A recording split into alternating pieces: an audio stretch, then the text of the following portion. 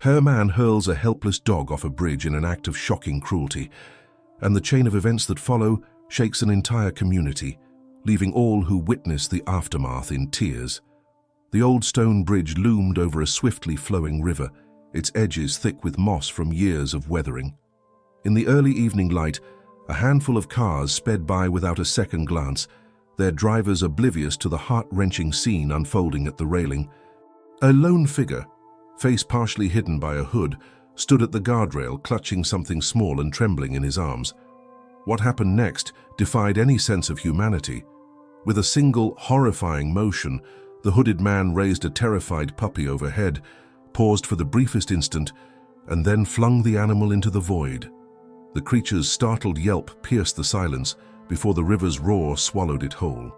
The stranger vanished into the twilight soon after, leaving not a shred of remorse in his wake. Yet fate had other plans for the helpless dog.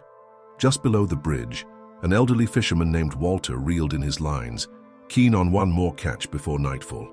Distracted by the rustle of his tackle box, it took him a moment to comprehend the faint splash upstream. Initially dismissing it as debris or stray driftwood, Walter froze when a smaller frantic bark cut through the current's roar.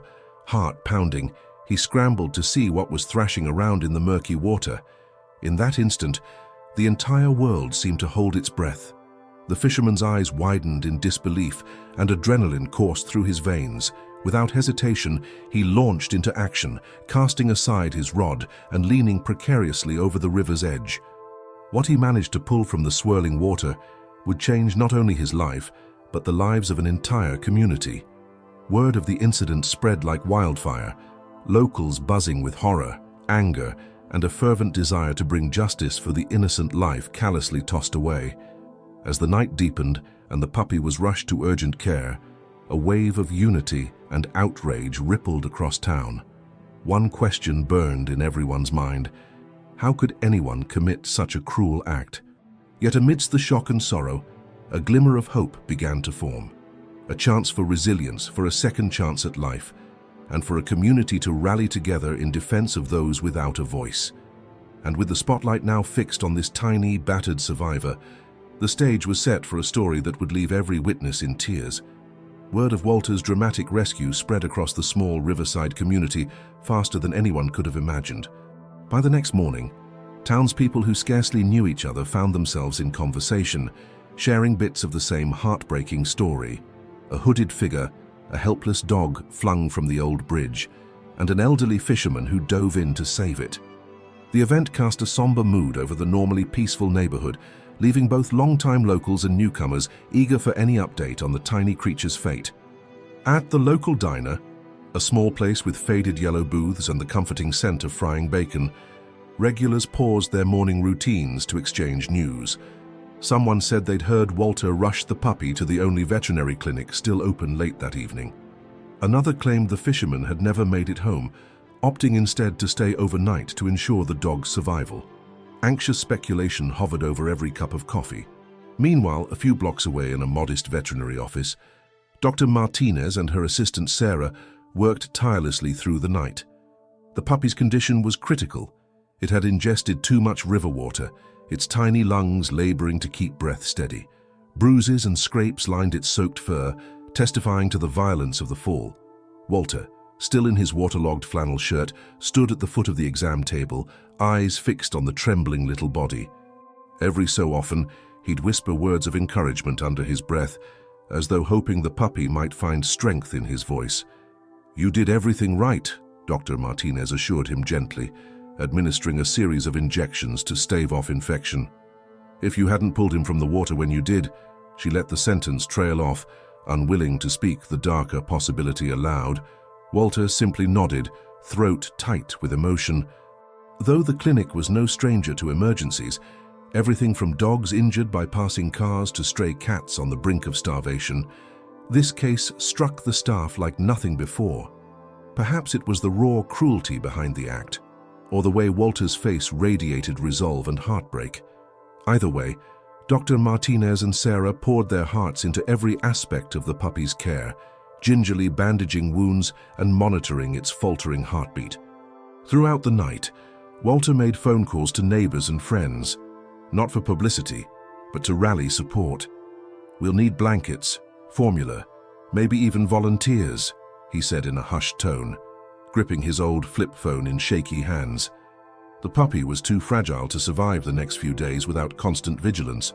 Soon, a small army of townsfolk mobilized, bringing supplies and offering to take shifts at the clinic.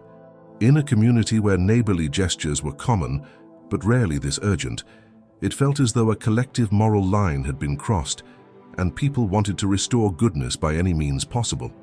By daybreak, the clinic's waiting area was crowded. A teenage girl cradled a bag of donated plush toys. An elderly couple offered homemade broth, swearing it would help the puppy heal faster. Someone else taped a "We Stand with Walter" sign to the door, symbolizing the united front forming around this fragile life.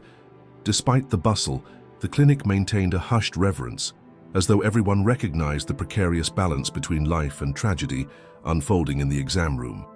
Walter, still in the same clothes, gratefully accepted a fresh pair of socks from Sarah.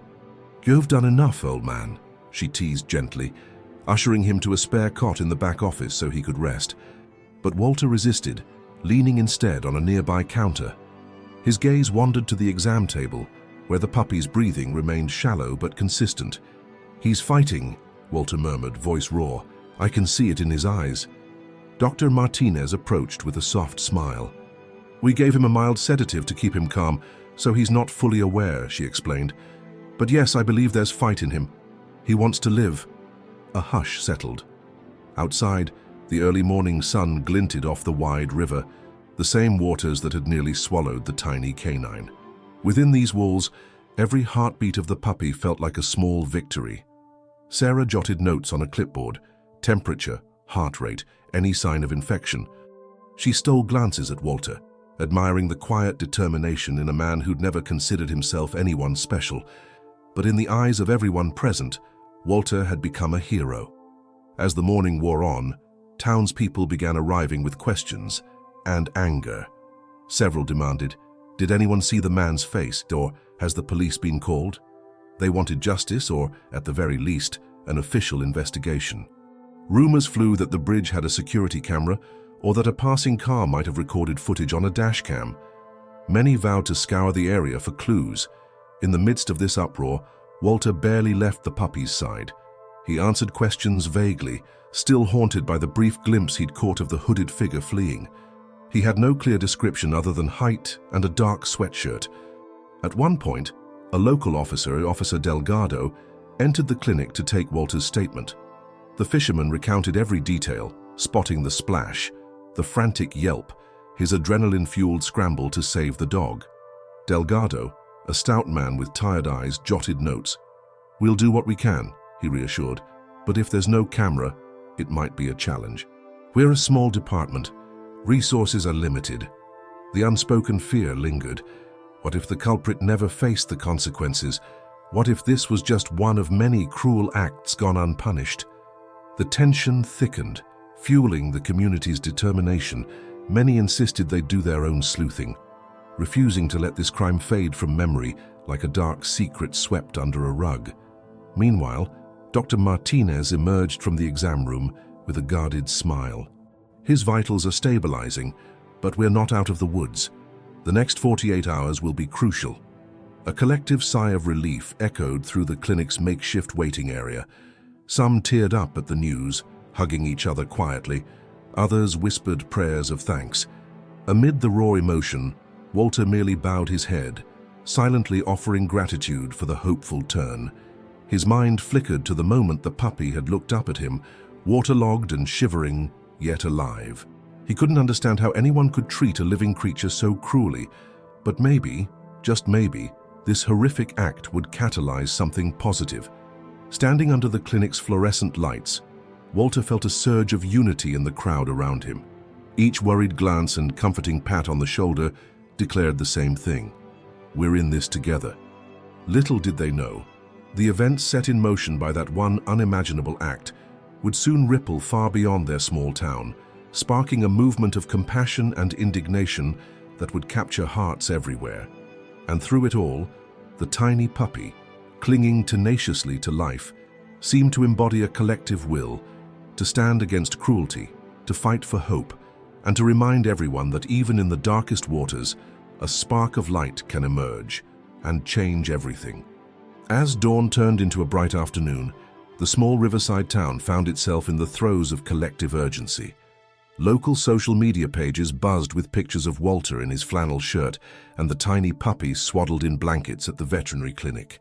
Posts ranged from heart-wrenching pleas for information, who saw the man on the bridge, to bursts of anger demanding swift justice.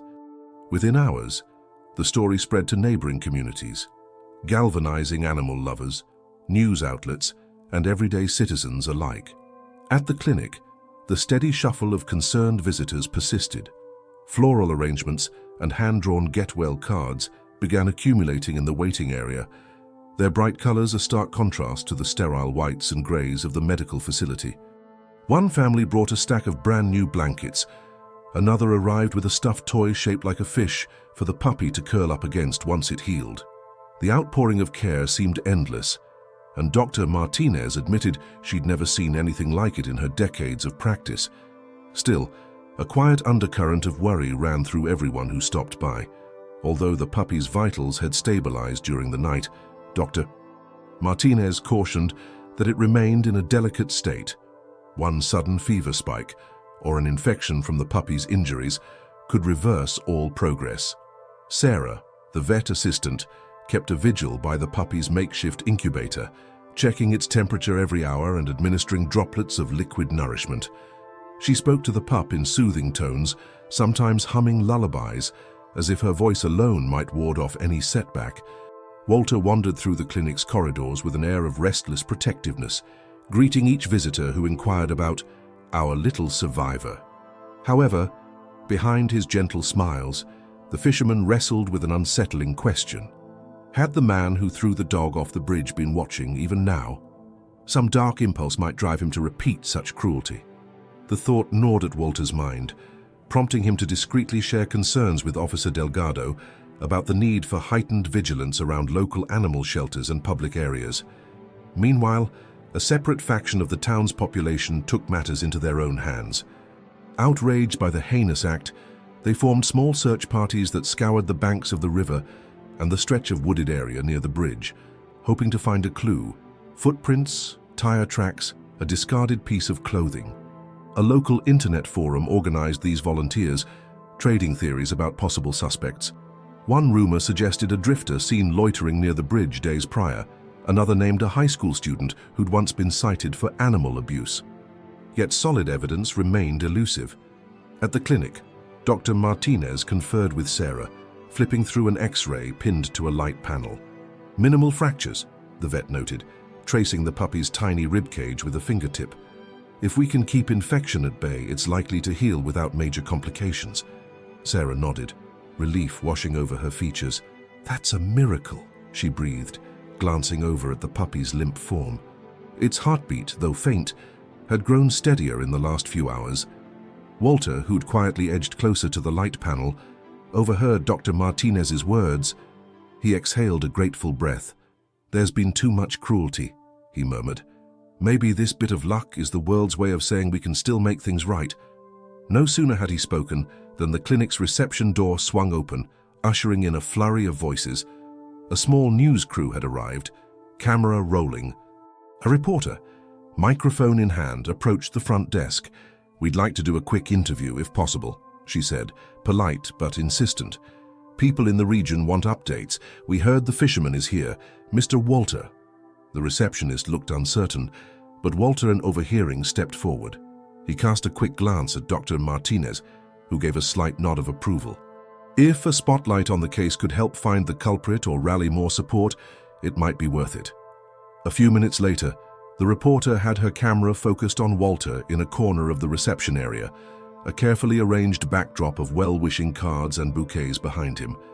"Walter," she began softly, "you've become something of a hero in this town. Can you tell us how you're feeling, knowing the puppy you saved is fighting for its life in the next room?" Walter shifted, discomfort evident in his posture. He'd never been one for public attention. "I'm no hero," he replied, voice husky. "I'm just a fisherman who happened to be in the right place. Anyone with a heart would have done the same." He paused, eyes drifting to the hallway that led to the puppy's recovery area. I'm grateful the pup's hanging on. And I'm angry that someone could be so cruel. I guess I just hope that sharing this story will stop it from happening again. The reporter nodded. Some folks are saying this tragedy has pulled the community together in an unprecedented way. Do you have a message for those who want to help? Walter cleared his throat, struggling to articulate the surge of emotion welling inside him. Keep supporting the clinic. Keep pushing the police to find who did this, and... He swallowed, his gaze distant for a moment. And remember, there are lots of animals out there who need care. Maybe this little guy can't speak for himself, but we can. Across the clinic, Dr. Martinez discreetly observed, pride and gratitude mixing in her chest. Walter's reluctant acceptance of the spotlight might be the key to rallying resources. Already, donations were pouring in. Bags of puppy food, medical supplies, even offers from out-of-state rescue groups wanting to assist. The question was, how long could they maintain this surge of empathy before it faded back into everyday life? As the interview wound down, Sarah emerged from the exam room. Spotting Walter, she beckoned him over. Her face, though tired, radiated cautious optimism. "He's awake," she whispered, speaking about the puppy as if referencing a beloved family member. "Only for a few moments at a time, but he's blinking and, oh, Walter, he even wagged his tail a little." Walter's eyes lit up with a mix of wonder and relief. Without another word to the reporter, he excused himself and slipped past the cameras. Dr. Martinez motioned for them to let him go. The real story was unfolding, after all, not in the lens of a camera, but in the quiet sanctuary of a healing dog. In the exam room, the puppy lay on soft blankets, an IV tube taped gently to its paw. When Walter approached, the tiny creature stirred. Though obviously weak, it managed a slow, uncertain flick of its tail. Tears brimmed in Walter's eyes. "Hey there, little survivor," he whispered, crouching down. "How you've got a whole town rooting for you." As if in response, the puppy let out a faint squeak, a sound neither bark nor whimper, but something that spoke of fragile hope. For a moment, Walter forgot about the hooded man on the bridge, the search for justice, even the cameras outside. All that mattered was this battered life clinging to him as if he were a lifeline. And in that fragile exchange of trust, the fisherman felt more resolute than ever. He would see this through, come what may, because a single act of cruelty might have cast the pup into danger, but love and compassion could pull it back out. By the following morning, the puppy's fragile heartbeat had grown stronger, offering a glimmer of hope to everyone who had stayed awake through the night. Walter, exhausted yet buoyed by optimism, finally left the vet clinic for a few hours to grab fresh clothes and see if he could glean any news about the ongoing investigation. Meanwhile, Dr. Martinez continued her careful ministrations, hovering by the puppy's side and updating concerned callers at regular intervals. What nobody expected was the phone call that came just after daybreak, a quiet ring at the front desk that set off a ripple of shock through the entire clinic. The receptionist, Kayla, answered on the third ring, half expecting yet another donation pledge or media inquiry. Instead, she found herself listening to a trembling voice that nearly cracked with fear. I have information about the man who threw the dog," the caller whispered, as though terrified of being overheard. "But I'm scared. I don't want him to find out I'm talking." Kayla signaled Dr. Martinez over, pressing the phone to her chest briefly to explain the situation in hushed tones. Then, with a deep breath, she put it back to her ear, speaking calmly. "We can't force you to reveal your identity," she said gently. "But if you can tell us anything, please do. It might help the police find him." There was a tense pause on the line. In that moment, the hum of clinic equipment and the faint beep from the puppy's monitor seemed to crescendo, as if the entire building were holding its breath. Finally, the caller took a shaky breath. "He lives on the north side," she began. "Drives a rusty green truck. I saw him leave with something in his arms the night the dog got thrown off the bridge. I thought it was a duffel bag at first, but when I heard the story on the news..." Her voice wavered. "He's my neighbor, but he's not a good man." Kayla swallowed hard, scribbling down every detail. "Is there anything else you can tell us? Maybe his name, or exactly where he lives?" Another uncertain pause. He uses a nickname, Mac. Don't know if that's real or not, but I can give you the address. Please, just tell the police. I don't want him coming after me if he finds out I talked. Within minutes, Kayla had carefully documented the address, the truck's description, and every piece of context the frightened caller would divulge. Dr. Martinez, her heart pounding, recognized the magnitude of these details. She alerted Officer Delgado immediately. He arrived at the clinic soon after, sporting the same tired but determined expression he'd worn since the day he first took Walter's statement. "Finally, we might have something solid," Delgado remarked, scanning Kayla's notes. "I'll check out the address, see if it lines up with any leads we already have." But the call's impact reached further than the local police. Word traveled quickly among the volunteers searching for clues, spurring a new sense of urgency. They compared the address to rumors about a mysterious figure in a green truck who had been spotted near the river a week before. A fervor of both hope and dread gripped the town. If they really were closing in on the culprit, how would he react if cornered? In the middle of this mounting tension, Walter returned to the clinic, hair still damp from a hastily taken shower. He found Dr. Martinez waiting for him in the corridor, her face lined with cautious excitement. "We might have a lead," she said, guiding him toward the front desk, where Kayla recounted the phone conversation. Walter's expression darkened as he listened. "A green truck on the north side. I fished near those roads. There's a row of rundown houses where folks keep to themselves." His gaze flicked anxiously to the exam room door, behind which the puppy lay resting. "I just hope whoever this Mac is doesn't bolt before the police can talk to him." Kayla nodded. "Officer Delgado's on his way to check it out now. If he finds anything concrete, you can bet the station will get a warrant.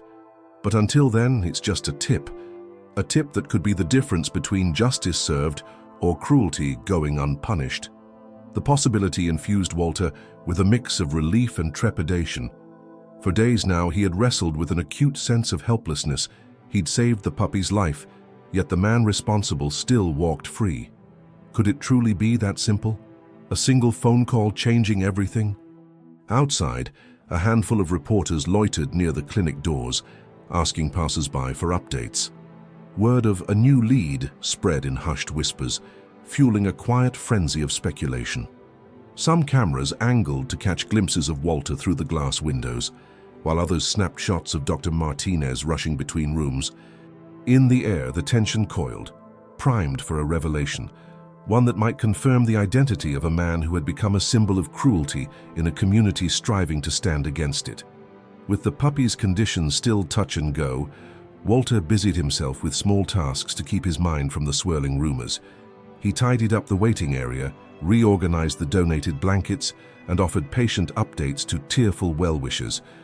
Yet beneath each mundane action, his thoughts returned to the tipster's words, "Rusty green truck, Mac Northside." His memories stirred, images of a chipped green pickup rolling by as he fished, a gruff-looking driver eyeing him with vague contempt. At the time, Walter had brushed it off. People came in all temperaments, after all. But now he wondered, had I seen the culprit without realizing it? By early afternoon, the tension in the clinic reached a fever pitch. Even Dr. Martinez, usually the epitome of calm, found herself checking the clock repeatedly, wondering if Delgado or any officer would return with news. Another wave of well-wishers arrived, this time including a group of local high school students who'd banded together to raise funds for the puppy's ongoing care. They brought handmade signs reading, "Stand up against cruelty and we support our little survivor." The outpouring of empathy became almost overwhelming, saturating the corridors in a hopeful yet anxious atmosphere. Then, just after 2 p.m., Officer Delgado reappeared. He strode into the clinic with a purposeful gait, ignoring the reporters who tried to intercept him. Spotting Walter and Kayla near the front desk, he motioned them aside. "Doctor." Martinez joined moments later, heart thumping. "We found the address. Green truck in the driveway belongs to a man fitting the rough description," Delgado began, voice low. "Neighbor claims he's been acting nervous since the dog's story went public, but we don't have conclusive proof yet, just circumstantial evidence and rumor." Walter's hands balled into fists.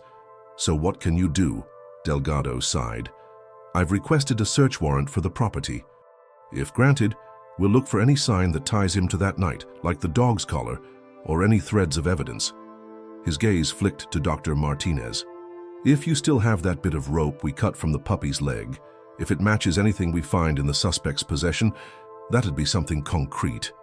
Dr. Martinez nodded, recalling how the puppy had a short length of cord tangled around one hind leg, likely from the scuffle or restraint before being thrown. She'd kept the piece in a sealed bag for potential forensic work. "We have it. I'll have Kayla hand it over to your department." A hush descended, each of them grappling with the possibility that the puzzle might finally come together. Outside, the muted bustle of reporters continued, but inside these walls, a charged stillness took hold. The first twist in the puppy's story had emerged. They had a suspect, an address, and a slim chance at securing justice. Yet the path ahead remained uncertain. What if the suspect fled, or the evidence failed to hold up in court? Even as Walter's heart soared with the idea that the heinous act wouldn't go unpunished, worry gnawed at him.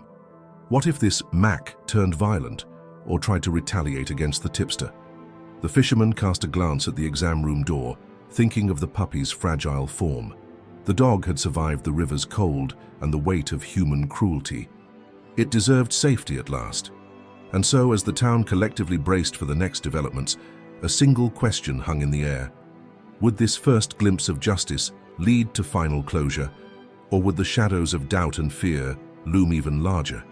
Meanwhile, the puppy, oblivious to the swirling tensions, clung to life behind closed doors, its steady heartbeat echoing a community's hope that compassion might finally triumph over cruelty. A subdued hush lingered over the veterinary clinic after Officer Delgado's update. The tension in the air felt almost electric. There was a real suspect in play, yet so many unknowns still threatened the fragile sense of hope. Outside, the muted hum of reporters continued. But inside these walls, the clock ticked louder than ever, counting down the hours until the search warrant might arrive. Walter shifted his weight from foot to foot near the reception desk, anxiety coursing through him.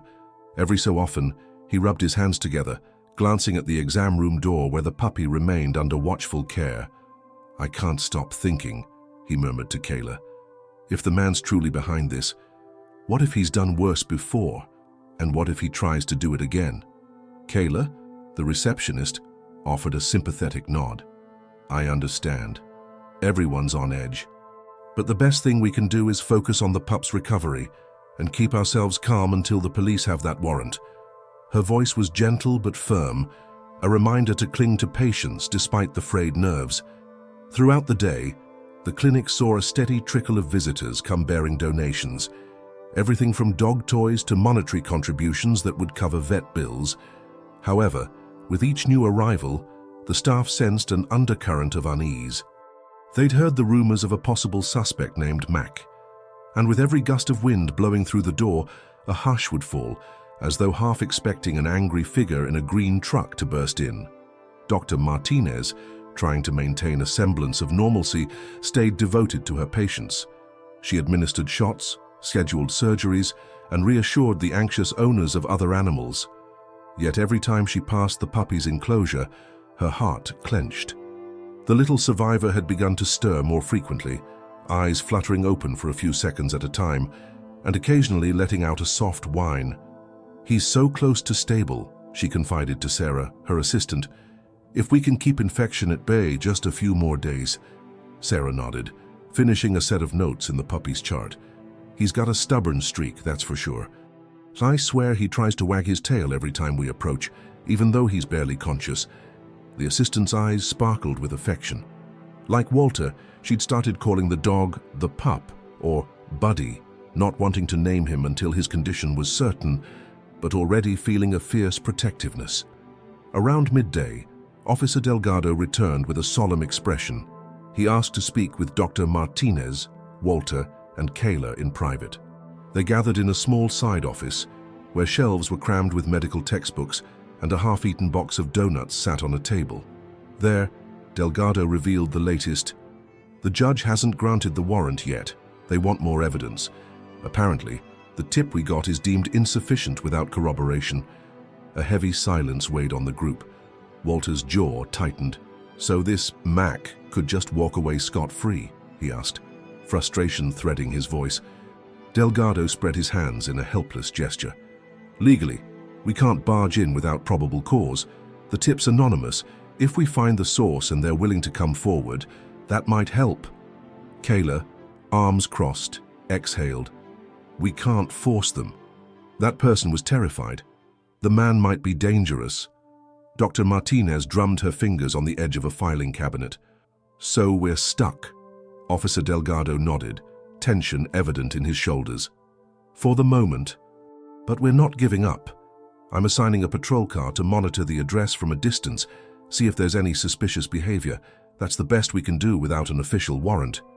Walter looked at the floor, an unfamiliar sense of helplessness gnawing at him.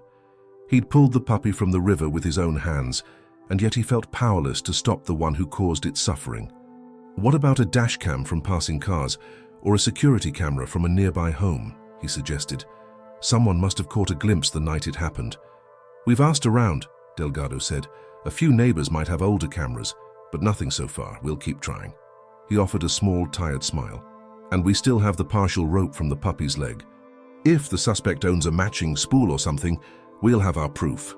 After the officer departed, the group dispersed in a subdued mood. Kayla returned to her desk. Dr. Martinez hurried off to attend a routine spay operation, and Walter paced the corridor like a restless spirit.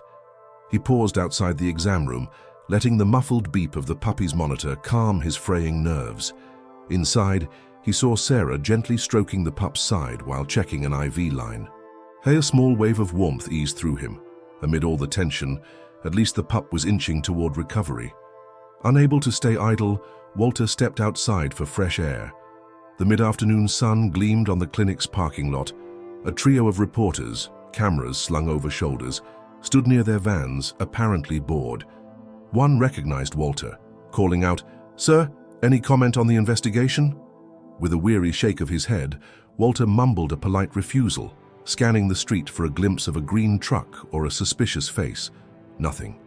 Just a slow trickle of cars passing by, oblivious to the drama unfolding within the clinic's walls. He recalled how the puppy had locked eyes with him right after he'd dragged it from the water. That moment of breathless connection. "I'll never let that monster hurt you again," he whispered under his breath, fists clenching. "Never." Walter re-entered the clinic to find a small commotion near the front desk. A woman in her 50s, well-dressed and carrying a designer purse, stood arguing with Kayla. "I insist on adopting this dog," the woman declared, voice tinged with frustration. "I have the means to give him the best care. Why is everyone so secretive?" Kayla's posture was apologetic, yet firm. "Ma'am, the puppy is not stable enough for adoption procedures. We also have to follow the shelter's protocols and ensure a thorough recovery." Fury lit the woman's gaze. "The media coverage suggested the dog is a public figure now. Surely I can offer more than a cramped shelter." She waved a piece of paper, presumably an adoption application. Walter approached, stepping in gently. "I appreciate your good intentions, ma'am, but right now he needs intensive medical attention. And if it ever reaches that point, I'm sure Dr. Martinez has a list of potential adopters. Please be patient." The woman turned a critical eye on him. "You're the fisherman who rescued him, aren't you? You must want the best for him. My home has a huge yard." Walter's jaw set. "It's not about that," he replied, measured. "He's just not ready." And in truth, a pang of possessiveness flickered through Walter's chest. He had formed a bond with the pup, although he wasn't certain if he'd keep it. Right now, the notion of letting someone else swoop in to claim the dog felt premature, even crass. Eventually, the woman departed in a huff, leaving behind the echo of an unsettled argument. Kayla sighed, leaning on the desk. "We've had half a dozen people insisting on adoption," she muttered. "They treat him like a prize. Dr. Martinez has never faced a situation like this." Walter nodded in sympathy. "Once we're sure he'll live a normal life, we'll figure out who's best to take care of him, assuming he doesn't have other plans." He forced a smile, but the tension gnawed at him. Would the puppy even be safe if the culprit was still roaming free? Yet amid these swirling concerns, the pup's health remained the shining beacon. Later that afternoon, Sarah peeked out of the exam room, excitement brightening her face. "Walter, you've got to see this," she whispered. He rushed in to find the puppy awake, blinking groggily but seemingly alert for the first time. A feeble wag of its tail greeted him, an unmistakable sign of recognition. The fisherman's heart soared. He knelt beside the enclosure, quietly marveling at how those gentle eyes seemed to search for comfort. "You're a fighter," he murmured. "We don't know who hurt you, but I promise we won't let him get away with it." And in that fragile meeting of gazes, Walter's brimming with determined tenderness, the puppy's reflecting cautious trust, an unspoken bond deepened. Outside, the threat of an unnamed man in a green truck loomed. The search warrant stalled, and the media churned the story in search of sensational headlines. But within the clinic, for just a moment, hope flourished. And though the question of justice remained in limbo, the unwavering compassion of a fisherman, a devoted vet team, and an entire community stood as a resolute shield against the shadows still haunting their town. With the puppy's condition slowly improving, a cautious optimism spread through the clinic. Townspeople dropped by less frequently, confident that their little survivor was in good hands.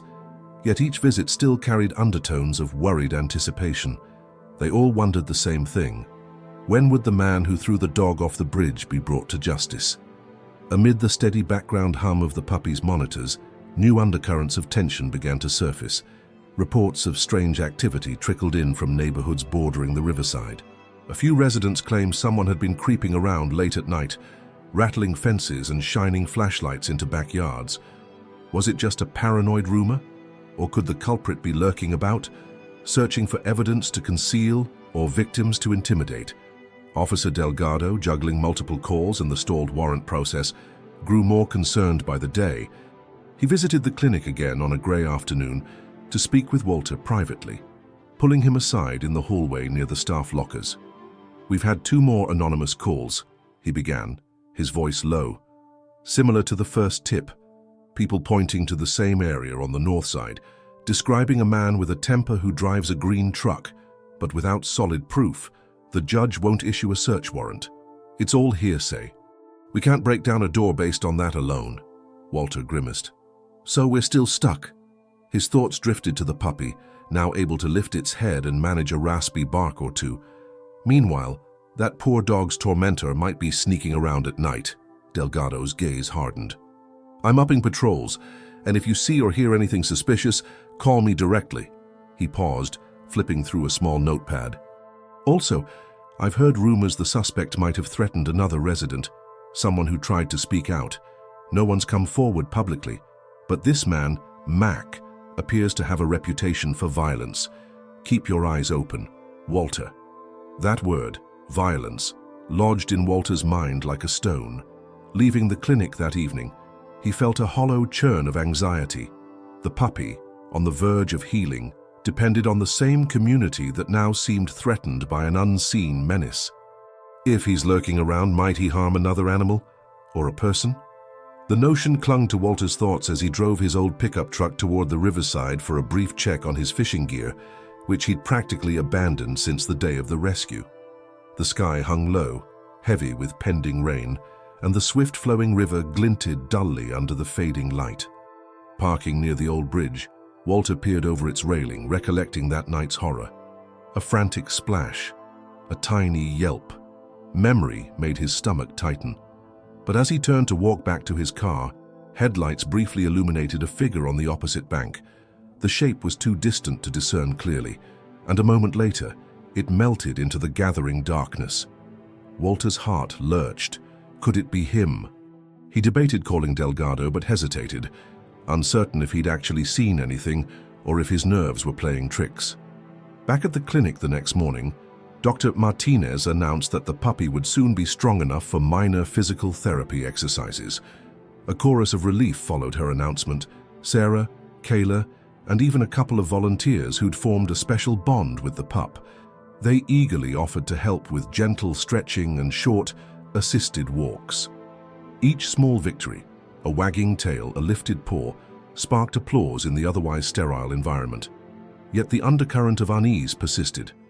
A new wave of donation seekers and self-proclaimed animal advocates arrived at the clinic, each with their own agenda.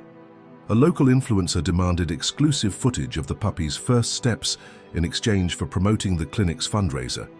Another visitor claimed to represent an animal rights organization, wanting to stage a protest at the foot of the bridge where the dog had been thrown. While well-intentioned, these interruptions added a layer of spectacle that Dr. Martinez found exhausting. "Every time I open the door," she confided to Walter one afternoon, "someone wants a piece of this story. I appreciate the goodwill, but I worry it's turning a real tragedy into a media event." She smoothed down the pup's blanket as it dozed peacefully. "He's not a mascot or a symbol. He's just a dog that needs healing." Walter nodded gravely. He'd fielded similar requests, reporters wanting emotional testimonies or local personalities begging for an exclusive interview. "At least the attention might keep folks vigilant," he offered. No one can pretend this didn't happen. The tension among staff, donors, and visitors peaked when a stern-faced woman arrived, brandishing official-looking documents. She introduced herself as Miss Garner, a representative from a large out-of-town animal rescue group.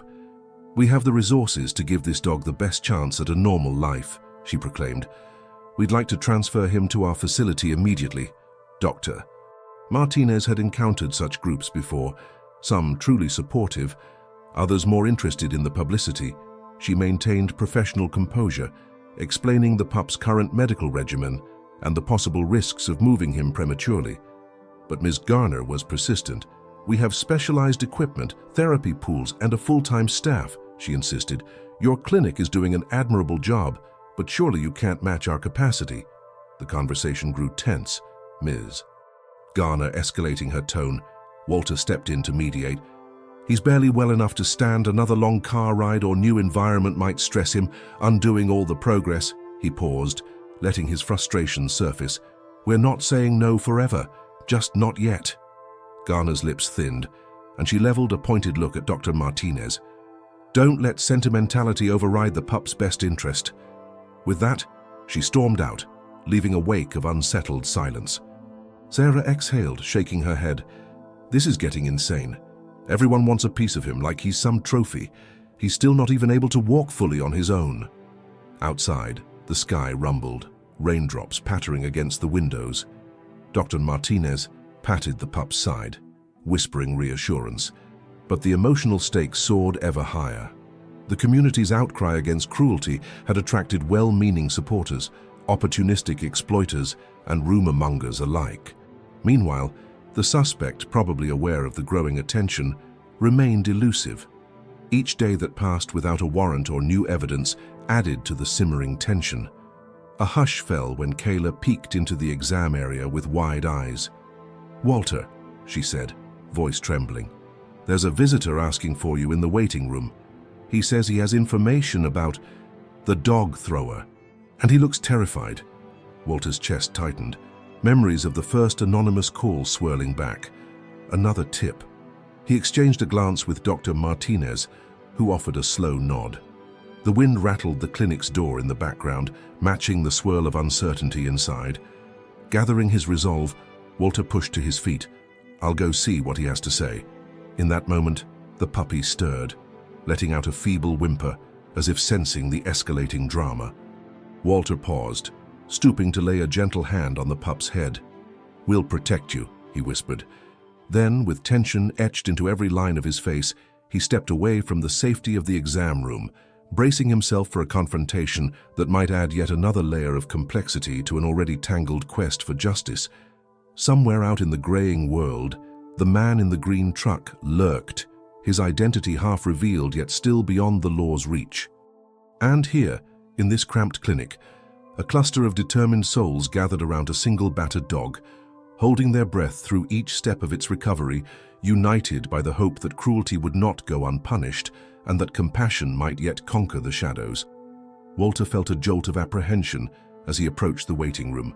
A single overhead lamp cast shadows across the worn tile floor, highlighting a haggard-looking man seated near the entrance. The stranger wore a faded cap, pulled low over eyes that flickered with nervous energy. Raindrops clung to his threadbare jacket, evidence of the looming storm outside. At first, they simply stared at one another. The man's gaze darted around the clinic, as if assessing every exit. Kayla hung back a few paces, her expression protective, ready to intervene if the situation felt threatening. At Walter's slight nod, she edged away, giving them space to talk. "Sir, I'm Walter," the fisherman said gently. "I'm told you have information." The stranger swallowed, clearing his throat in a raspy tone. I do." He glanced at the door, lowering his voice. "But if Mac finds out I told anyone..." His eyes flicked to Walter's face. "You're the guy who saved that pup, right?" Walter nodded. "I am. He's doing better, thanks to a lot of caring folks." For the briefest instant, the man's tense features softened with relief. Good. Poor thing. Then anxiety reasserted itself, pulling his shoulders inward. "Look, I rent a place near him. Mac. Not his real name, but that's what everyone calls him. We used to be on decent terms until..." He trailed off, chewing his lip. "He has a mean streak. Doesn't like animals. Doesn't like much of anything." "Why come here?" Walter asked gently. "Shouldn't you go straight to the police?" "I tried. Called their tip line. But I wasn't specific about who I was. Delgado, right? The officer. He left his number for me. But I'm still too scared to name names." The man flexed and unflexed his hands, as though grappling with guilt. "I saw a rope in Mac's truck bed the other day. Looked like it had blood on it." Walter's heartbeat quickened. "Blood? Yeah, might be nothing, but if it's from that dog, it's proof, right?" He exhaled shakily. "Anyway, I heard you're the one who rescued him, and that you're trying to protect him. I figured maybe you'd know how to get this info to the right people without blowing my cover." Walter's throat went dry. "We can get it to Officer Delgado," he said, mindful of the man's obvious fear. "He's been begging for tangible evidence. If you saw the rope, could you give him a statement? That could be enough for a warrant." The stranger paled, shaking his head. "I can't. Mac has a temper. He'd kill me if he found out. He's threatened me before. I'm telling you, so you can pass it on. Maybe Delgado can search the truck when Mac isn't around." His gaze flitted anxiously to the windows. "Promise you won't say my name." Walter's hand tightened into a fist, frustration and empathy warring within him. So close to real proof, yet this man won't go on record. "I understand," he said at length. "I'll let Delgado know anonymously. But can't you at least..." "I'm sorry." The man stood abruptly, eyes glossy with pent-up fear. "I've done what I can. Good luck." Before Walter could protest, the stranger slipped out the door, the drizzle outside intensifying into a steady downpour. Kayla poked her head around the corner, concern evident. "He left." "Yeah." Walter pressed a palm against his forehead. "He claims Mac's got a rope with blood on it in his truck. Might be from the pup." Kayla's brows shot up. "That's exactly the evidence Delgado's been looking for." Walter nodded grimly. But the man refused to identify himself or sign a statement. Delgado can't barge in based on an anonymous rumor about something maybe in a truck bed. Kayla's face fell. "So we're back to square one." Walter exhaled heavily, glancing toward the corridor where the puppy lay recovering. "If the police remain hamstrung by legalities, how much longer until Mac covers his tracks or escalates further?" Back in the exam area, Dr. Martinez meticulously checked the puppy's vitals while Sarah assisted. Walter joined them, wearing the weight of frustration on his face.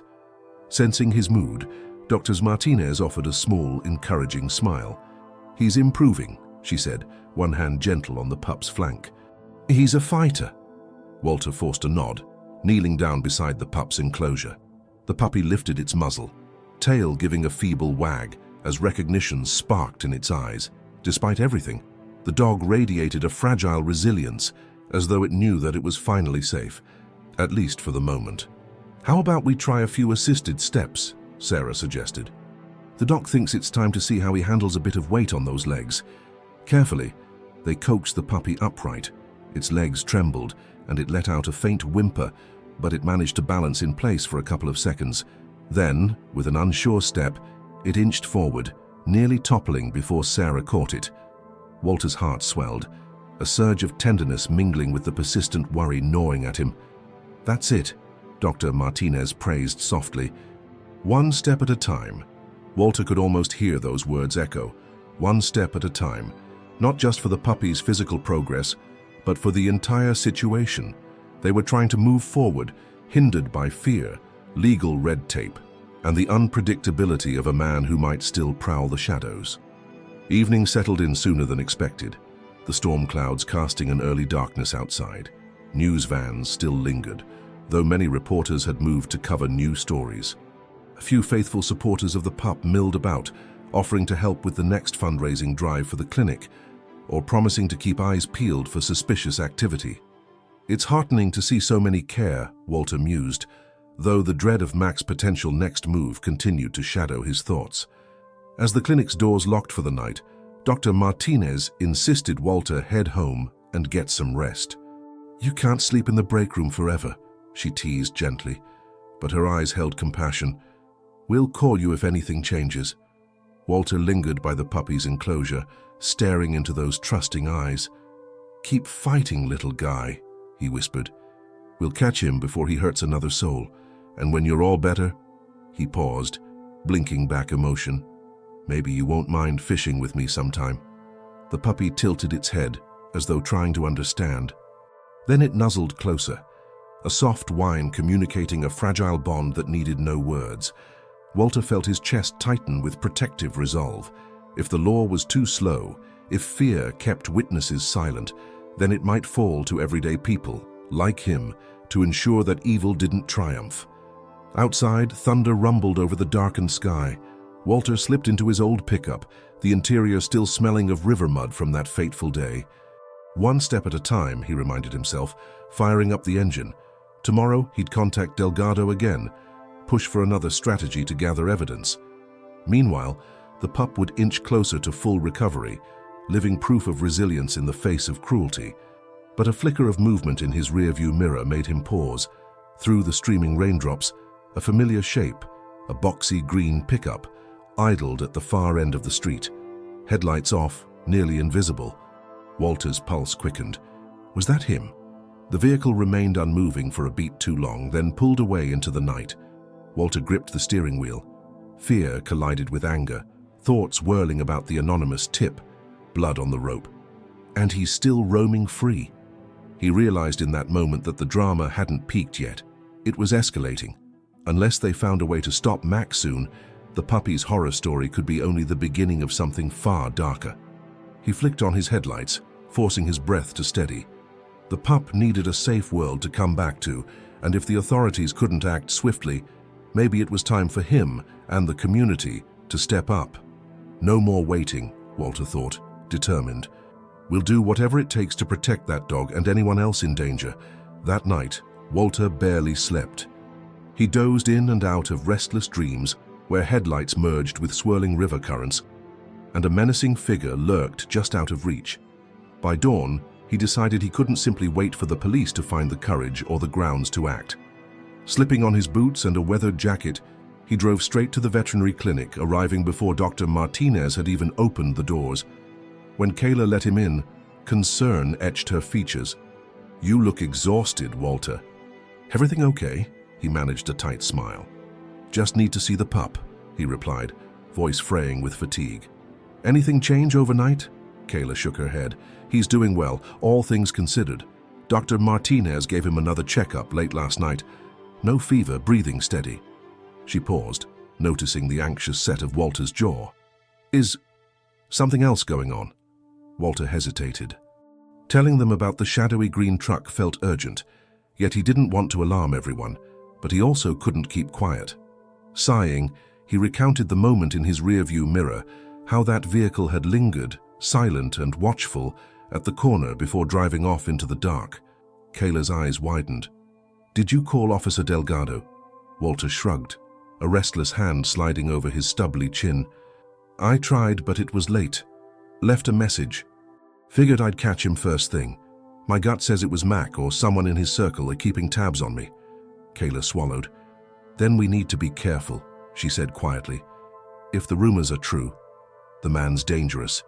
And if he's watching—" "I know," Walter cut in, voice grim. "We can't let him near the pup. I'll stay here if you don't mind, help with security until Delgado gets back to me." Kayla nodded, tension drawing fine lines across her brow. "We'll be glad to have you, but please, take care of yourself too."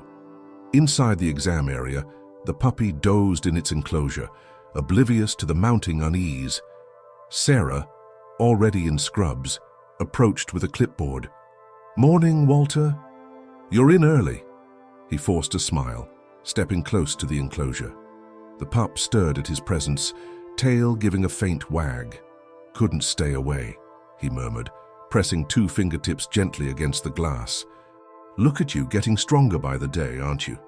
Sarah's gaze flicked between Walter and the puppy, a hint of empathy in her eyes. "He's a fighter. Another day or two, and we might try letting him walk around the room, supervised, of course." Walter exhaled, simultaneously relieved for the pup and stressed about the new threat on the horizon. "That's good news. Great news.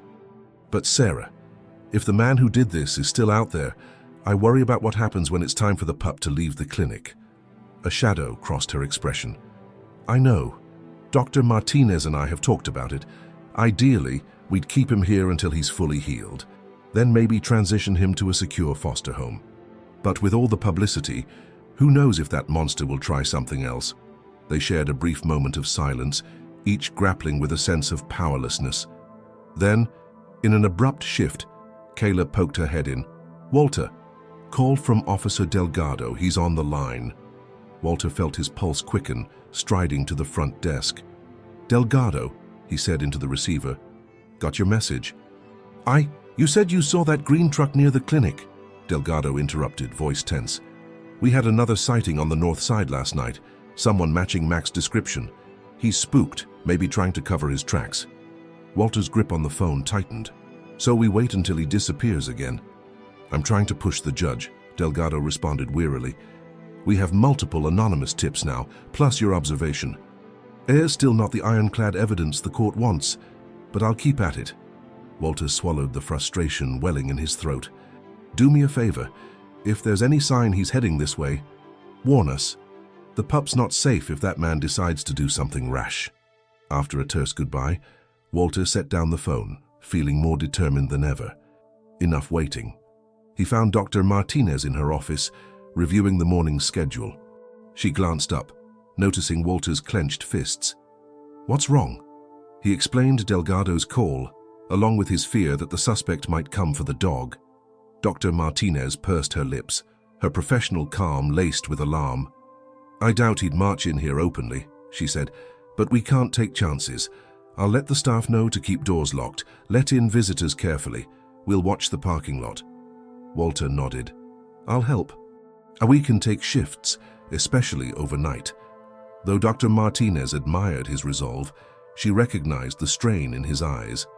"Walter, I appreciate your dedication, but you're carrying a lot of this on your own shoulders." He forced a wry smile. "It's my fault in a way. I found him, saved him. Feels like I got to finish the job, make sure he's truly safe." Her gaze softened. "It's not your fault. The blame lies with whoever committed that cruel act. But I understand. Let's do everything we can together, okay?" Throughout the day, they quietly enforced tighter security. A volunteer was stationed at the clinic entrance to screen visitors. Windows and side doors remained locked. Occasionally, an onlooker or well-wisher complained about the hassle, but Kayla explained it was for the puppy's protection, hinting there might be threats. Word spread, fueling local gossip that the dangerous culprit was prowling around. While some scoffed it off as paranoia, others took up the cause, forming a kind of informal neighborhood watch around the clinic's block. As evening approached, a subtle tension weighed on everyone. Rain hammered the roof in steady waves, painting the windows in a sheen of gray. Kayla prepared for closing, while Dr. Martinez consulted with Sarah about the pup's nighttime medications. Walter lingered by the front window, scanning the dark street. Headlights occasionally flickered past, but none paused long enough to raise alarm. Until abruptly, a pair of lights slowed near the clinic's entrance. Walter's heart jolted. A green truck, hard to see through rain-smeared glass. He tensed, stepping closer as the vehicle idled. For a moment, it seemed to hover in place, engine idling, headlights casting ghostly beams across the pavement. Then it jerked forward, speeding away into the downpour. Kayla, noticing his rigid stance, asked quietly, "Was that?" "Not sure," Walter admitted, shoulders tight. "But I've had just about enough of this." He glanced over his shoulder at Dr. Martinez, who emerged from the exam room. Her eyes asked a silent question, and he gave a slight shake of his head. No threat had manifested yet. Still, the atmosphere was thick with unease. That night, Walter refused to leave. He insisted on setting up a small cot in the back office, near the pup's enclosure. The others agreed, half relieved by his protective presence, half worried for his safety. An uneasy hush filled the clinic, each echo magnified by the storm outside. Lightning flashed, illuminating corridors that moments later fell back into shadows. In the pup's enclosure, the little survivor stirred, blinking at Walter with curious eyes. Walter forced a gentle smile, reaching in to stroke its muzzle. "Don't you worry," he murmured. "We'll guard you no matter what." But as the storm raged on, that vow felt both comforting and precarious. The question no one voiced aloud lingered in the pounding rain. What happens if Mac, desperate and emboldened by fear of getting caught, finally decides to strike? Walter's makeshift vigil at the clinic passed slowly, punctuated by the steady drip of rain against the windows and the distant rumble of thunder. Huddled on his small cot in the back office, he periodically rose to check the corridors or peer outside. With every passing hour of uneventful quiet, his tense muscles refused to relax. One part of him yearned for restful sleep, while another part remained on high alert, convinced that, at any moment, the man in the green truck might appear out of the dark. Around midnight, Kayla tapped softly on the office door, bringing a styrofoam cup of hot tea. Walter accepted it with a tired smile. "Thanks," he said, voice hushed. "Any movement out front?" She shook her head. "Just the rain. One or two cars passing by, but nothing suspicious. Dr. Martinez finally went home. She needed rest. Sarah's dozing in the lounge, just in case the pup needs overnight meds." Walter sipped the tea, the warmth helping to quell the chill in his bones. "I don't mean to drag you into this. You should be sleeping too." Kayla managed a wry grin. "I can't sleep either. Not with that creep lurking around. The puppy's so close to recovery, it's not fair if something else happens." Their conversation lulled, the quiet reminding Walter of the unwavering purpose that kept him in this lonely vigil. Rising from the cot, he motioned toward the hallway. "I'll do another sweep of the building." Together, they walked the corridors, checking each locked door, flipping off the overhead lights that were no longer needed. The clinic seemed oddly serene. Aquarium-like tanks with recuperating fish in one corner, cages with dozing cats in another, and, of course, the pup's special enclosure, nestled near the exam room. When they peeked inside, the puppy lay curled in a cozy ball, chest rising and falling in gentle rhythm. Its progress was undeniable. The bruises that once marred its flank had faded, and each day it tried a little harder to walk. In the hush, Kayla whispered, "He's going to pull through, Walter, I feel it." Walter's gaze lingered on the pup's sleeping form. "I pray you're right. I'd like to see him have a good life after all this." He swallowed, heart tightening. No animal should endure that kind of cruelty. They continued to the waiting area, where a few chairs stood in neat rows. The overhead lights had been dimmed, leaving only the faint glow of the security lamp near the door. Rain pattered against the glass, and the reflection of a street lamp flickered in the puddles outside. For a moment, neither Kayla nor Walter spoke, both lost in the weary tension that had become their norm over the past days. Then, just as they turned to head back, a shape moved outside, a fleeting silhouette crossing the parking lot. Walter froze. Kayla tensed beside him. Had they really seen something? Or was it a trick of shadows under the street lamp's glare? Walter pressed a finger to his lips, signaling Kayla to stay still. Slowly, he stepped toward the glass door. The wind battered the building, rattling the handle. Through the rivulets of rain, he glimpsed a figure slipping behind a parked car, too tall to be a stray cat or a raccoon. A jolt of alarm spiked through him. It has to be a person. But who? Before Kayla could panic, Walter gestured for her to take cover behind the reception counter. Heart pounding, he approached the door. He felt acutely aware of how vulnerable they were. No official security, only locked doors and tinted windows. Should we call Delgado right away? The thought flared, but he didn't want to cry wolf if it was just a passerby sheltering from the storm. Peering around the edge of the doorframe, he squinted into the gloom. A flash of movement again. Someone crouched near a row of bushes. Walter's mouth went dry. He could almost feel the person's tension, the sense of stealth that accompanied their every motion. Could it really be Mac? Or a curious reporter? Kayla, creeping up beside him, whispered, "We need to call Officer Delgado." Walter nodded, fumbling for his phone with clammy hands. He dialed Delgado's direct line. Again. The phone rang once, twice, then a weary voice answered. Walter kept his tone low. "There's someone lurking in the clinic parking lot." "Might be him." Delgado's response was clipped. "I'm 5 minutes away. Don't confront them. Stay inside." The call ended abruptly, leaving Walter's pulse hammering. He locked eyes with Kayla, who looked both scared and resolute. Stay inside. Smart advice. But what if the figure broke in before Delgado arrived? His mind raced. A sudden clang echoed from the side of the building. Kayla stifled a gasp. They hurried down the corridor that led to a small side exit used for deliveries. The lights overhead flickered as the storm intensified. Thunder shaking the windows. Another clang, louder this time. Walter guessed the intruder might be tampering with the locked door, perhaps testing if it was alarmed. Kayla pulled out her phone, hands trembling. "I'll call Sarah to lock the exam area with the puppy." Walter gave a terse nod, stepping carefully toward the side door. The silhouette beyond the frosted glass shifted. His mind conjured the image of a man in a dark hood, the same posture he'd seen on that rainy night by the river. That moment seared into memory. Adrenaline surged. Then, unexpectedly, the handle rattled once, twice. Walter's heart hammered. If that door gave way, the intruder would be inside, a mere few steps from the puppy's enclosure and the small group of staff. No way we're letting that happen. He grabbed a nearby metal clipboard, the only makeshift weapon within reach.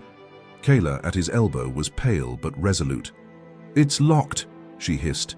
"They can't just open it." Nonetheless, the handle rattled again, accompanied by a muffled swear. A male voice, Walter thought, tension spiking. Another jolt shook the knob, as though the person was testing the door's weakness. In the back of his mind, Walter replayed Delgado's order. Don't confront them. But waiting helplessly for the police to arrive felt like an eternity. Kayla's phone beeped. Sarah had responded, confirming she'd locked the exam room door and stood guard near the puppy, a small can of animal deterrent spray at the ready. Moments later, sirens pierced the night air, faint but growing closer. A sense of relief washed through Walter. The intruder must have heard them too, because the rattling stopped abruptly. Through the narrow pane of glass, Walter glimpsed the figure darting away, heading into the storm-lashed darkness. He dashed to the front window, Kayla on his heels. The siren crescendoed, a police cruiser's lights flickering across the parking lot. The figure sprinted between cars, hooded or hunkered down, impossible to see details. Walter spotted a greenish reflection under a street lamp. Then, like a phantom, the silhouette vanished behind a row of hedges. The cruiser skidded into the lot, Officer Delgado leaping out with a flashlight. He scanned the scene, gun drawn but posture controlled. "Walter!" he shouted over the rain. "Where?" Walter motioned toward the hedges. "He went that way." Delgado sprinted off in pursuit, disappearing into the driving rain. Another officer, a young woman with determined eyes, joined him on foot. Kayla and Walter stood at the clinic door, hearts pounding. Adrenaline soared with each flash of lightning, each swirl of thunder. Minutes felt like hours as they waited, breath hitched in their throats. Did Delgado catch him? The night remained thick with the storm's fury, wind howling around the building. Finally, Delgado emerged into the parking lot, alone, head shaking in frustration. "He's gone," he called, approaching. His uniform dripped with rain, flashlight glare reflecting in the puddles. "We found footprints, nothing else. Couldn't see where he ran to." Kayla closed her eyes, a tremor of relief and disappointment coursing through her. They'd been so close to an actual confrontation, perhaps closer than they ever wanted to be. Inside the clinic, Sarah peeked her head out, eyes wide. "Is it over?" Walter nodded slowly, though a gnawing sense of disquiet told him not to relax. The culprit had grown bold enough to try the side door. Next time, would he bring a crowbar or worse? Delgado approached the pair, breathing heavily. "I'll patrol around. At least now we know he's actively stalking this place. I'll push even harder for that warrant." Walter's gaze drifted toward the exam room, where the puppy lay in innocent slumber, oblivious to the drama. His fists clenched at his sides. "We can't keep living like this," he muttered, anger and dread swirling together. "He's terrorizing us over a dog. What else is he capable of?" No one answered. The sirens died away, replaced by the relentless downpour. Kayla gave Walter's arm a supportive squeeze. "We'll protect that pup," she said, voice trembling yet resolute. "No matter what." Yet in the echoes of the storm, one truth resonated clearly.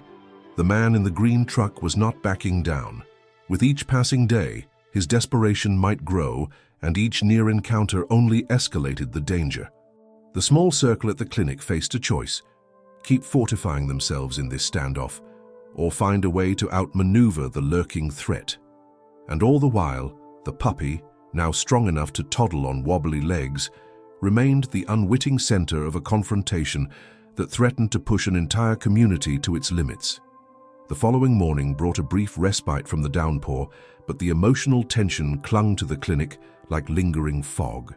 Walter sat at a small table in the break room, nursing a cup of black coffee and replaying the previous night's close call. Outside, the sky remained gray, reflecting the unsettled mood of everyone within these walls.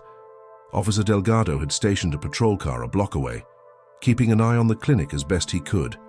Despite this, rumors buzzed around town that the man in the green truck, this Mac, wasn't finished with his attempts to track the puppy. Some whispered that he feared a piece of evidence might tie him to the crime. Others surmised he simply wanted to ensure no eyewitness could identify him. In either case, the threat felt more palpable than ever. In the exam room, Dr. Martinez and Sarah carefully coaxed the puppy into taking a few more steps on its own.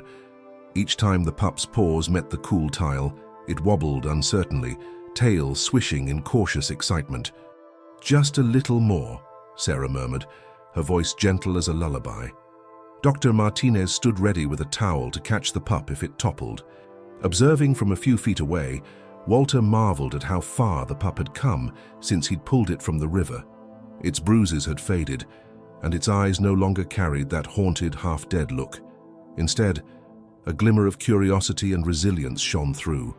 For the briefest moment, the fisherman allowed himself to hope that perhaps the worst was behind them, that soon the dog would be safe. But the memory of last night's intrusion cut that thought short.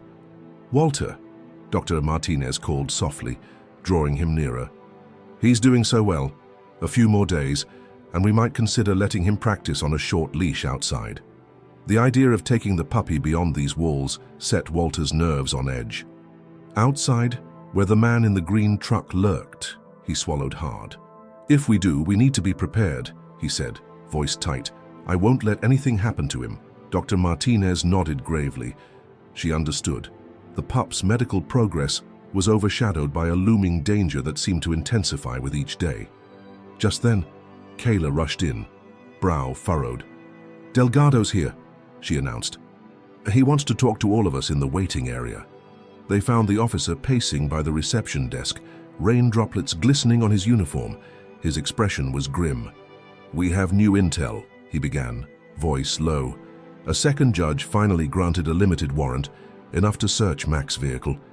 If we can link anything in it to the dog's injuries, we'll have grounds to arrest him." Relief flitted across Walter's features. This was the break they'd prayed for. "So you can search the truck now?" Delgado nodded, though his posture remained tense. "He's not home at the moment, but we've got officers staking out the place. The minute he shows up, we'll approach, search his vehicle, and see if that rumored rope is inside." His gaze slid to Dr. Martinez. "If we find a rope or anything with dog blood, we'll match it to the pup's DNA. That'll be more than enough to press charges." A flicker of hope ignited in the group. Sarah let out a small, calm, grateful exhale, while Kayla whispered, "Finally." Walter's fists unclenched, tension draining from his shoulders. They were on the cusp of confronting the man who had terrorized them. But Delgado's next words pricked that bubble of relief. "He's been spotted traveling in a different vehicle, some battered sedan. We suspect he knows we're onto the green truck. He's likely trying to hide any evidence or stash it somewhere else." Walter's brow knitted. "So it's a race against time," he muttered. "If he dumps that rope or cleans out the truck, we lose our chance." Delgado grimaced. "Exactly. I'm pushing my team to act fast, but the law ties our hands. We can't just confiscate the truck from private property without him present. The moment we see him, we'll move in." An uneasy silence settled. They had a warrant, finally, but Mac seemed one step ahead. How long could this cat-and-mouse game continue before the culprit vanished for good? As if sensing their collective tension, the puppy let out a small bark in the exam room, a surprising show of energy. Dr. Martinez smiled wryly. "He's telling us not to give up," she said, injecting a thread of optimism into the heavy air. Walter drew in a deep breath. "We won't. Let me know if there's anything I can do to help." Delgado gave him a measured look. "I appreciate your spirit, Walter, but you've done enough. This guy is dangerous. Let us handle it." In response, Walter merely pressed his lips together, unwilling to concede. If the puppy faced any immediate threat, he wouldn't just stand by. Delgado recognized the resolve in Walter's eyes and sighed. "At least keep me in the loop if you see or hear anything else suspicious." After the officer left, Kayla sank into a chair, looking drained. "We're so close. I can't believe how complicated this is." Dr. Martinez rubbed her temples. "It's a delicate dance, protecting evidence, dealing with legal constraints. Meanwhile, the pup is nearly well enough to leave the clinic. But how can we discharge him if Mac is still out there?" A hush followed her words. They realized almost simultaneously that returning the pup to normal life, be it with a new family or a foster situation, might become a catalyst for danger. The dog's location could leak out, giving Mac a target if he felt cornered. "Maybe he could stay with me," Walter offered quietly, glancing down the corridor where the pup was resting. "At least for a while, once he's stable enough. I live by the river, no immediate neighbors." "It's quiet." Dr. Martinez hesitated, concern shadowing her face. "Walter, that could paint a bullseye on you if Mac decides to seek revenge." Walter's jaw tightened. "He's already stalking me anyway. Remember the other night, the truck in my rearview mirror? If the pup's with me, at least I can watch over him, keep him safe." Kayla spoke up softly. "We can talk about that once we're sure the pup's recovered, and only if Delgado's search yields something so Mac ends up behind bars." The group fell silent, each grappling with the swirl of possibilities. On one hand, the pup deserved a chance at a happy life, away from the sterile walls and perpetual caution. On the other, the threat was more real than ever. Even a whiff of progress in the investigation might push Mac to act recklessly. Late that afternoon, a staff member burst in with news from the streets. A battered green truck had been spotted pulling into a dilapidated garage on the far edge of town. People were whispering that Mac was rummaging around inside, as though searching for something. Delgado's team raced out, hoping this time they'd catch him red-handed. Walter, Kayla, and Dr. Martinez waited in tense anticipation for any call or text from Delgado. They hovered around the clinic's phone, hearts pounding with every ring. But as hours dragged on, no definitive word came. The old truck was found empty, and Mac had slipped away. Again, darkness fell once more, the clinic's lights flickering on in a weary routine. The puppy napped after another short walking session, occasionally letting out a feeble bark or wagging its tail if someone approached. Yet a pall remained over the staff, a knot of dread tightening with each passing minute that Mac remained at large. In a corner of the exam room, Walter stooped down beside the pup's enclosure. It gazed at him through tired eyes, and he offered a wan smile. "Don't worry, little one," he murmured. "We'll finish this, I promise." As if in response, the pup let out a soft, contented sigh, as if trusting Walter's vow.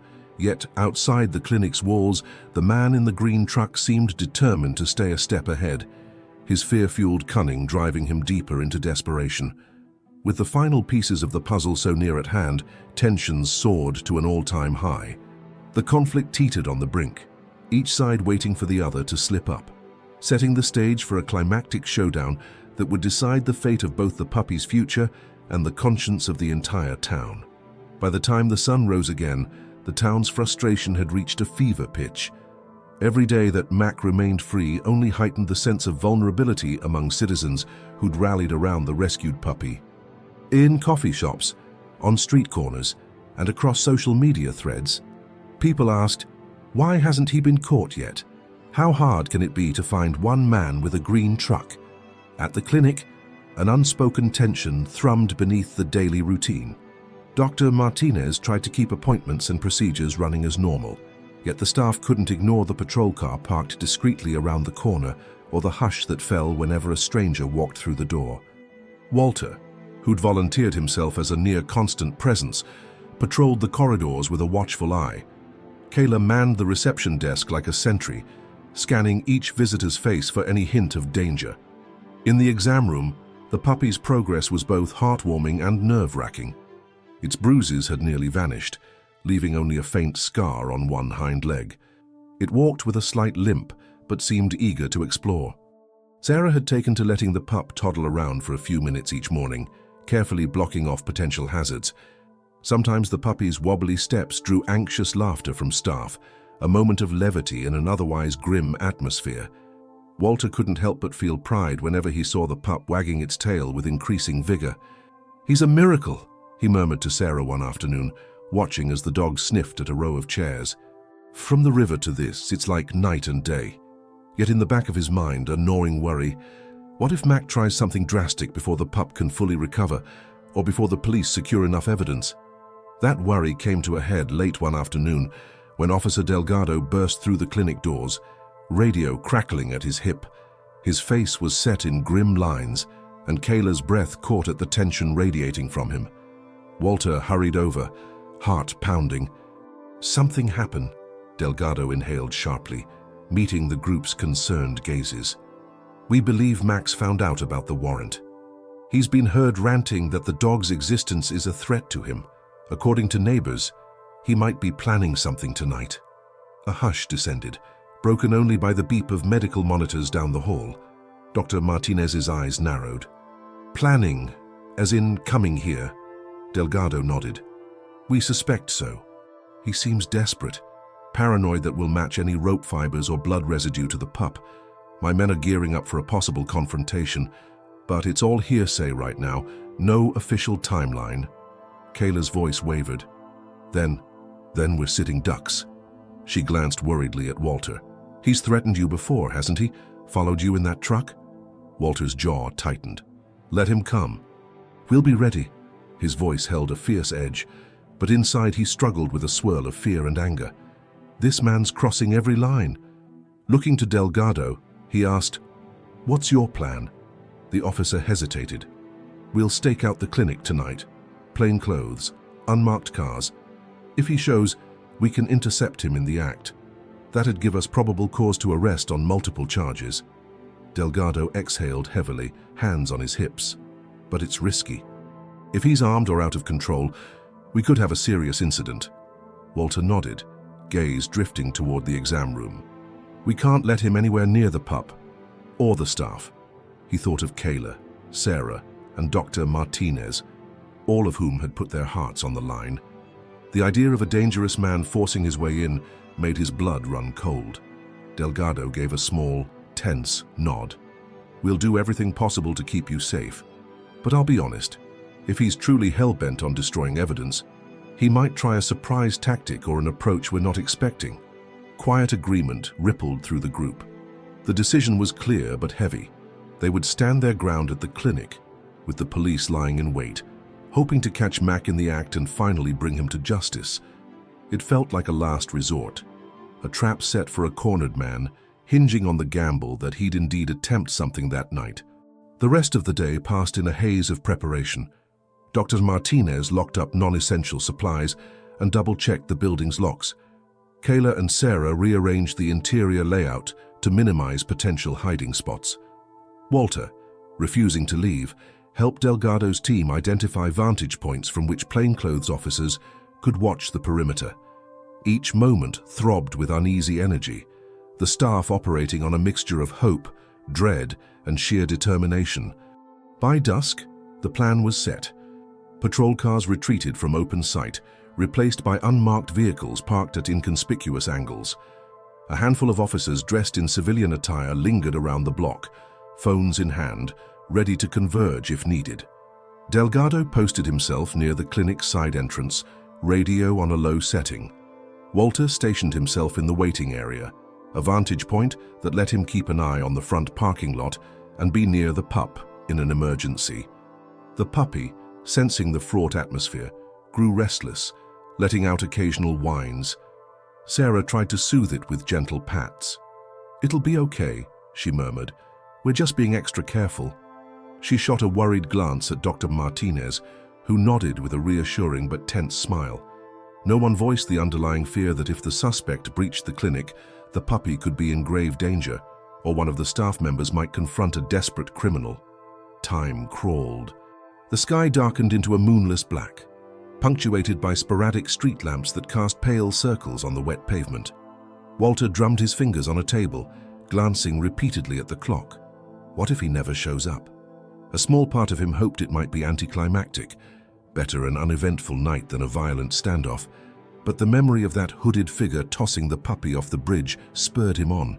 He has to pay for what he did. Shortly after midnight, a hush fell over the neighborhood. Even the wind seemed to hold its breath. Walter's eyelids felt heavy, but he refused to let fatigue blind him. Kayla, posted near the reception desk, fought off yawns with black coffee. Only the puppy in the exam room appeared blissfully unaware, dozing after an evening meal. Then, a sudden crackle of Delgado's radio from the side entrance. "Suspicious vehicle approaching." Walter straightened, heart leaping into his throat. Kayla shot him a wide-eyed look from across the room. Seconds later, headlights swept the clinic's parking lot, a vehicle creeping slowly into a space near the edge. Walter's pulse hammered as he recognized the faint outline of a battered pickup. Green truck. Kayla's phone beeped with a text from one of the plainclothes officers outside. "He's here. Everyone inside stay put." The tension peaked, every nerve screaming for resolution. Walter inhaled, bracing for whatever came next. He spotted a shape stepping out of the truck, tall, hunched shoulders, dark hood pulled up. Mac, without question. The figure paused, surveying the clinic as if steeling himself for a bold move. Delgado's voice buzzed over the radio. "Wait until he tries something. We need him in the act." Walter gripped the edge of the table, adrenaline sparking through his veins. This could be it, the final confrontation. Inside, the staff huddled together, hearts racing, as the dog they'd fought so hard to protect slumbered in the next room. The night felt like a coiled spring, the clinic a stage set for an impending climax. With the suspect at hand, the decision loomed stark. Let him breach the building to secure undeniable evidence, or attempt to intercept and risk losing the chance for a solid arrest. Either way, the showdown with cruelty was now inevitable, an outcome that would forever change the fate of the rescued puppy and the entire community that had rallied behind its cause.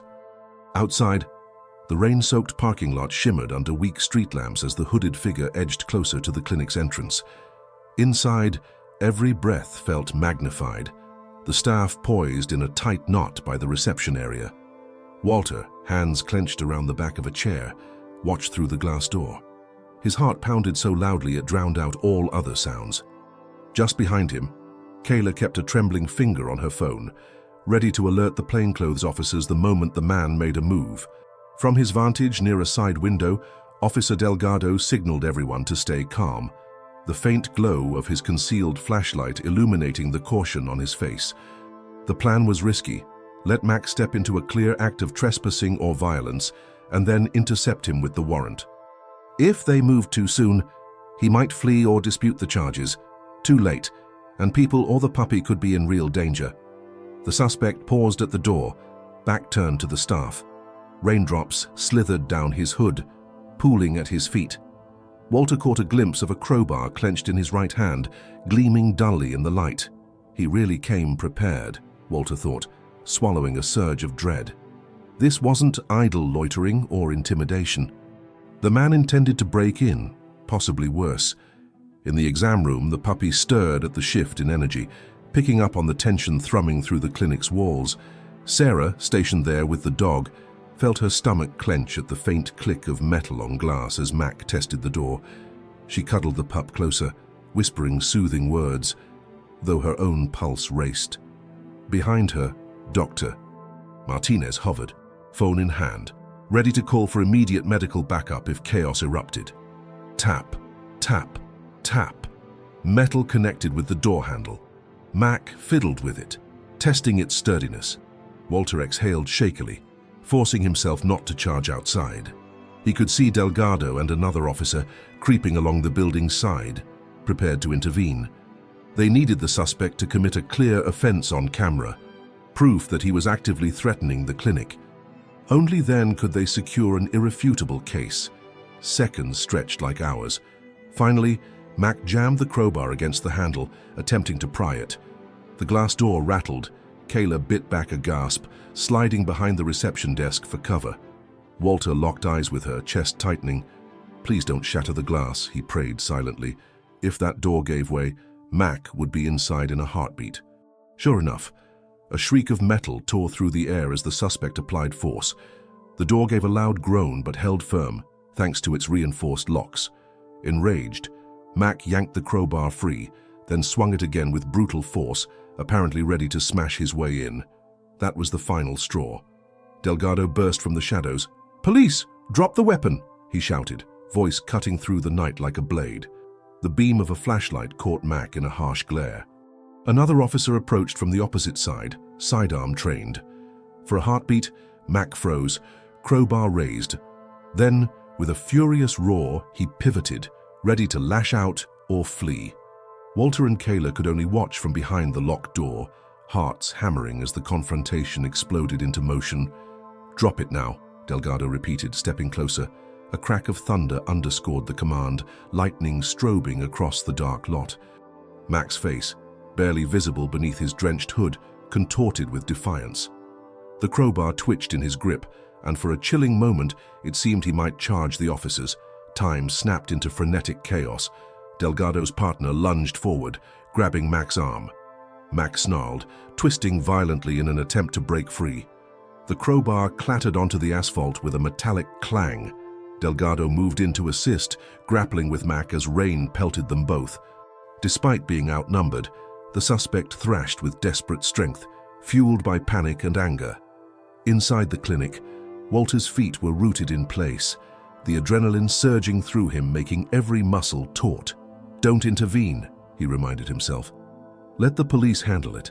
But if Mac managed to shake them off and bolt, this nightmare could continue. Fortunately, Delgado's partner managed to sweep Mac's legs, sending him crashing to the ground. Delgado pinned his arms while the other officer swiftly cuffed him. Though soaked in rain and panting heavily, the officers held him firm. "Mac, you're under arrest," Delgado growled, reciting the Miranda rights over the suspect's furious curses. A wave of stunned relief coursed through Walter. "It's over." He looked at Kayla, who pressed a shaking hand to her mouth, eyes glistening with what might have been tears of relief. Outside, Mac kept hurling obscenities, but the crowbar lay abandoned, its attempt to break the door a final, failing gambit. Sarah and Dr. Martinez, hearing the commotion subside, ventured cautiously into the waiting area. Walter, breath trembling, gave them a thumbs up. "They got him," he whispered. The puppy, as if sensing the shift, let out a timid bark from the exam room, as if to ask if everything was okay. Rain still hammered the lot, but the tension snapped like a taut cord. Delgado and his partner hauled Mac to his feet, forcing him to stand. Nearby, a second unmarked car arrived, backup officers piling out, racing toward the scene. Kayla unlocked the door, allowing them inside to check on staff.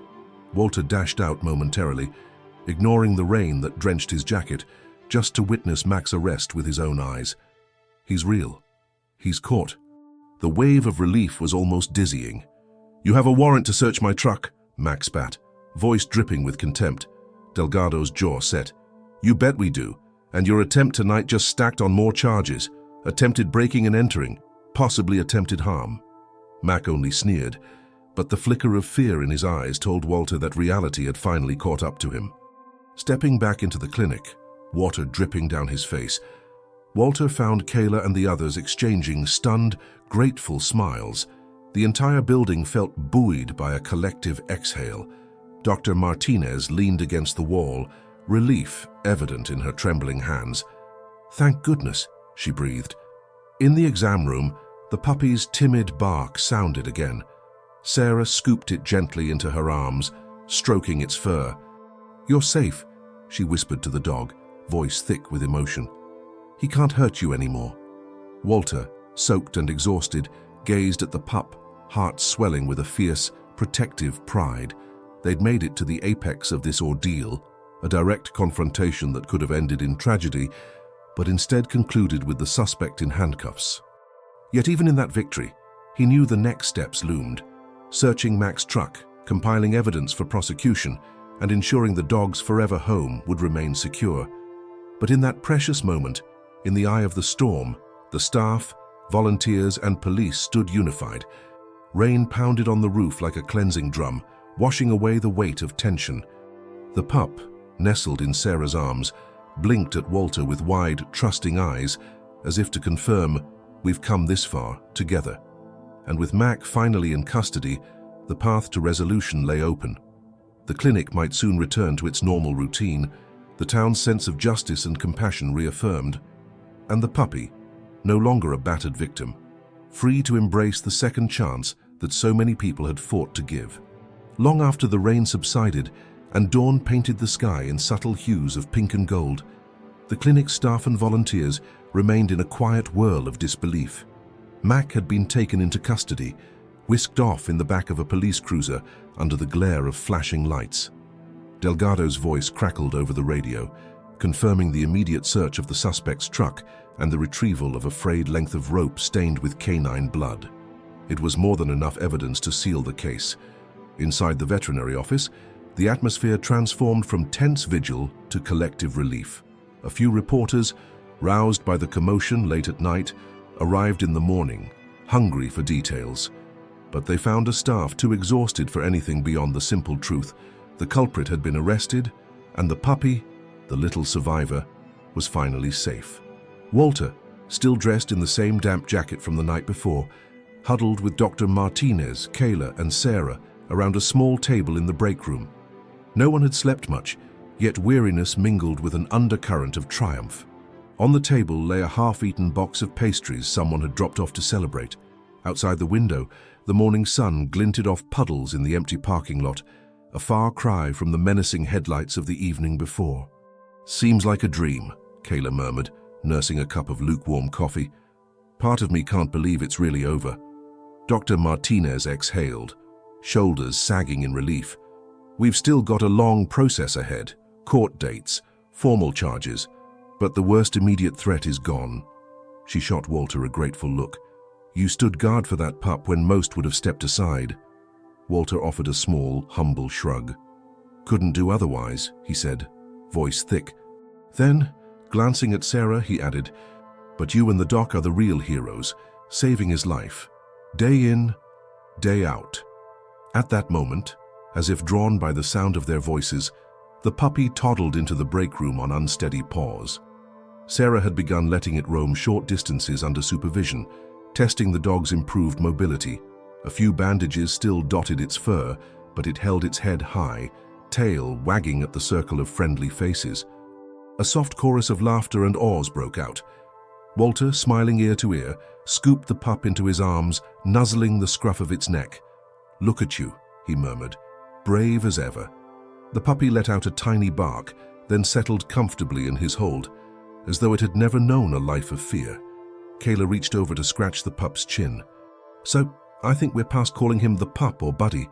Are we going to give him a name?" She glanced between Walter and the others, curious. A wave of warmth spread through Walter. Truth be told, he had secretly mulled over names late at night while watching over the dog. One had stuck out, River, a nod to the place where their stories first collided. But it felt so personal. and he hadn't been sure he had the right to decide. Looking down at the puppy's trusting eyes, though, his doubts receded. "River," he said quietly, giving voice to the thought, "because he survived those waters, and that's how we found each other." The group exchanged soft smiles, and Dr. Martinez nodded. "River, it is rather fitting. And with any luck, he'll never have to face those rapids or that cruelty again." News soon arrived that Mac had not only been formally charged, but that evidence from his truck was conclusive. The length of rope matched the fragment Dr. Martinez had saved from River's hind leg, and faint traces of River's fur, caught in the truck's worn upholstery, added a final, damning layer. For the townspeople who had waited with pent-up frustration, the resolution felt cathartic. The local paper ran a headline, "Arrest made in bridge dog throwing case. Community breathes sigh of relief." In the days that followed, the clinic's waiting area gradually returned to its normal rhythms, people bringing in pets for routine checkups, the occasional lost cat found wandering the streets. Gone was the throng of anxious supporters and watchful volunteers, replaced by a quieter gratitude that settled over each staff member. Yet River remained a beloved fixture, waddling around with his still wobbly gait and charming everyone he met. Walter became his steadfast companion, taking the pup on short walks around the clinic's perimeter under Dr. Martinez's supervision. On the day River managed a brisk trot without stumbling, the staff erupted in celebratory cheers. The dog's tail wagged so vigorously that it seemed to power him forward, as though each happy bark was a testament to the miracle of second chances.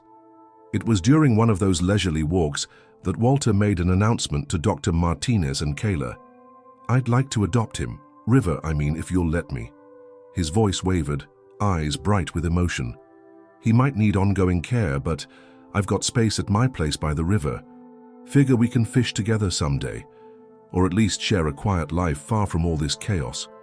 Sarah, overhearing, smiled so wide that tears gathered in her eyes. Dr. Martinez nodded, resting a hand on Walter's shoulder. "I can't think of a better home," she said. "Once his final checkups are done, he's all yours provided you can handle the paparazzi." She added that last part with a playful wink, recalling the media frenzy that still swirled around River's story. Walter chuckled softly. "I'll teach him to chase away any reporters who try to pester us," he joked. But deep down, he knew the journey he and River had shared was something far more profound.